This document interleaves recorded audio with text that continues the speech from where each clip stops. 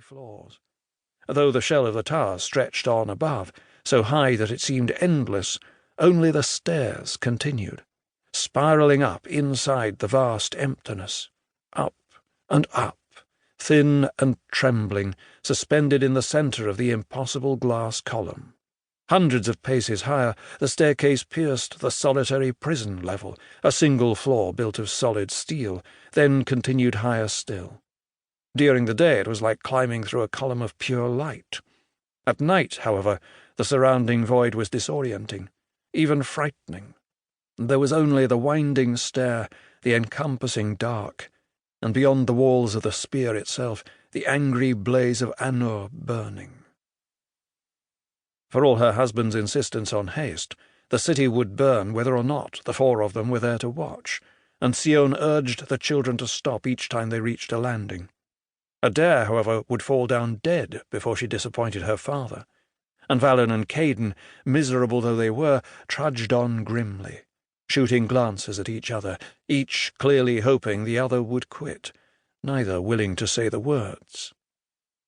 When they emerged, finally, from the trap door, all three looked ready to fall over, and though a low wall ringed at the top of Intarra's spear, Sion put her arms out protectively when the wind gusted. She need not have worried. The Idolians, Fulton and Birch, Jan and Trell, ringed the children, guarding even here against some constant, unseen threat. She turned to her husband, the curses ready on her tongue, then fell silent, staring at the blaze destroying the city below. They had seen it from inside the spear, of course, the furious red refracted through the glass walls, but from the impossible height of the tower's top, the streets and canals might have been lines etched on a map. Sion could extend a hand and blot out whole quarters, Graves or Low Market, West Kennels or the docks. She could not, however, blot out the fire. The report, when she started climbing, had put it on the very western edge of Annur, a vicious conflagration confined to 6 blocks.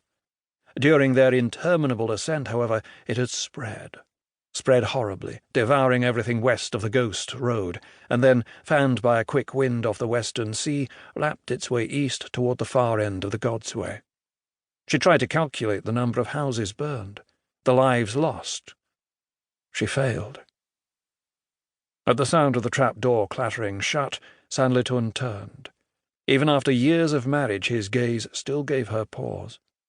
Though Adare and Caden shared their father's burning irises, the fire in the children's eyes was warm, almost friendly, like the light from a winter hearth or the gaze of the sun.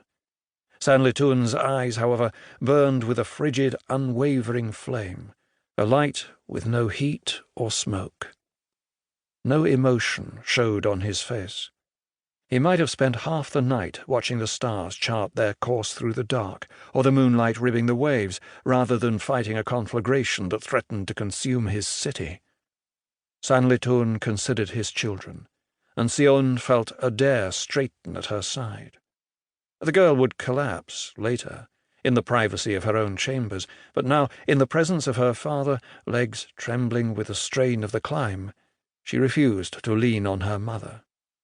Caden's eyes were wide as plates as he stared at the city below.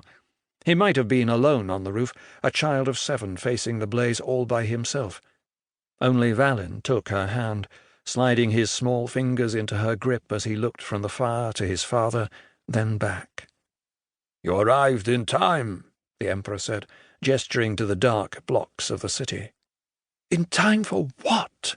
Sion demanded, her anger threatening to choke her. "To watch 10,000 people burn?" Her husband considered her for a moment, then nodded. "Among other things," he replied quietly, then turned to the scribe at his side. "Have them start another fire," he said, "the full length of Anlatun's way, from the southern border of the city to the north."